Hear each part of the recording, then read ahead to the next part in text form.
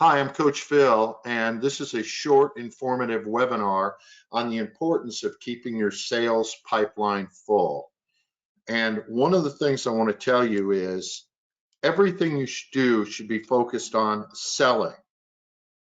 And if it's not focused on meeting with someone, preparing to meet with someone, or following up on a meeting to meet with someone, or prospecting, you shouldn't be doing it. Pay somebody to do the things you don't need to do. So many times I talk to a salesperson, they go, I'm so busy, I'm so busy. And I say, how many people do you see a week? Oh, maybe 4 or 5. How long are your appointments? An hour. I'm like, okay, what are you doing the rest of the week? And it's just not productive time. So time management's very important.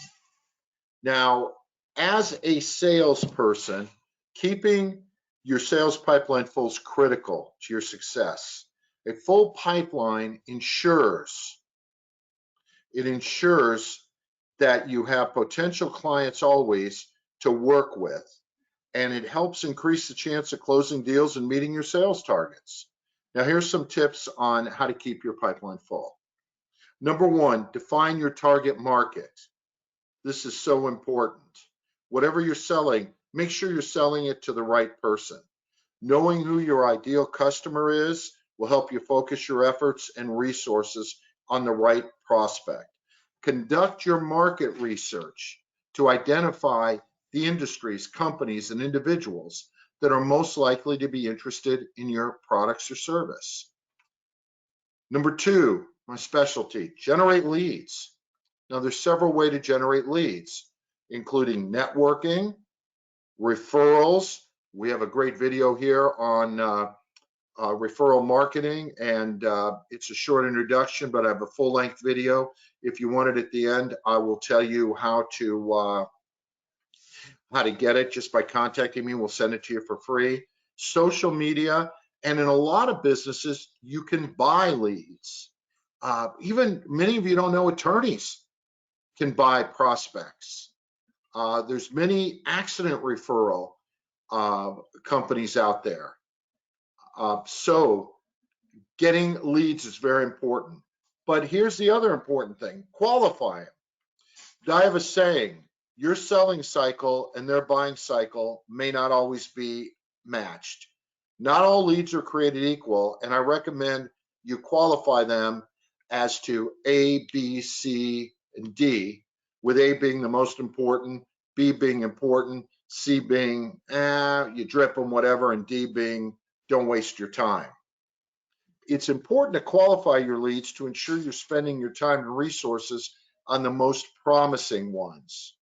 Use that framework to consider your factors like their budget, the timeline, and decision-making power. Maybe they're not ready to buy until 6 months from now or a year from now. That would not be an A lead. It would be a lead for the future. Now, as you nurture leads, it's important to build relationships with them. One of the books I recommend so much is Emotional Appeal by Roy Garn. It's on my video here on the 8 most important books you should read. You have to nurture your relationships. Use a combination of what we call drip marketing, emails, social media, personalized outreach. And what I really like, folks, is texting. And do you know why? Because everybody gets a zillion emails a day. So I want to tell you something. Many times salespeople tell me as I'm training them, well, Phil, they didn't respond. According to market research, the average person in the United States gets over 3,000 messages a day thrown at them from TV, radio, billboards, social media. You've got to cut through the clutter. And sometimes it's just staying in front of them. Absolutely use texting. Now, I talked about prioritizing your leads. As it grows, it can be overwhelming to keep track of it.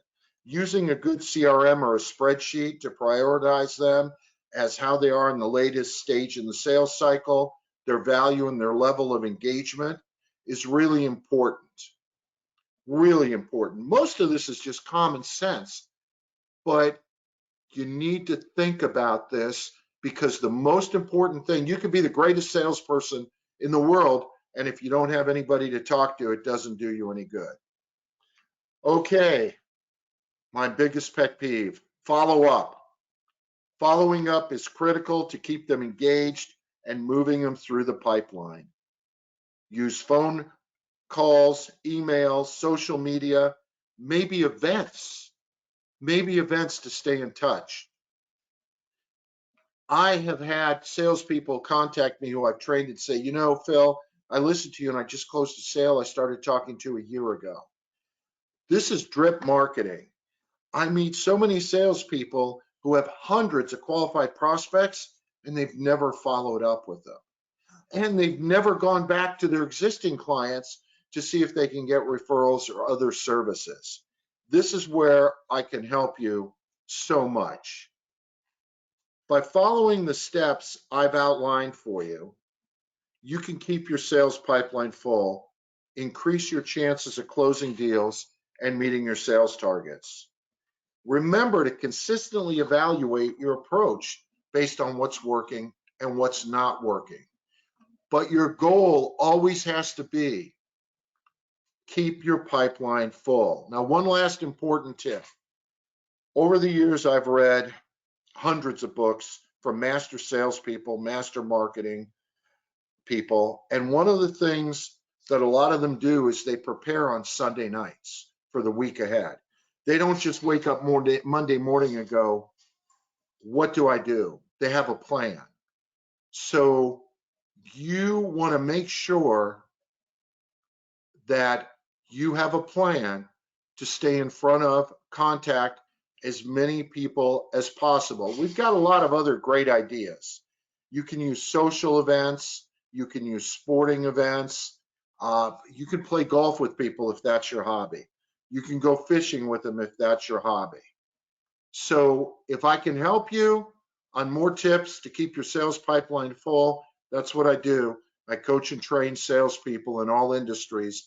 I'm delighted to do it. If you like the video, please like it and subscribe to the network. I would greatly appreciate it. And you can contact me anytime. Thank you so much. Coach Phil, I'm out.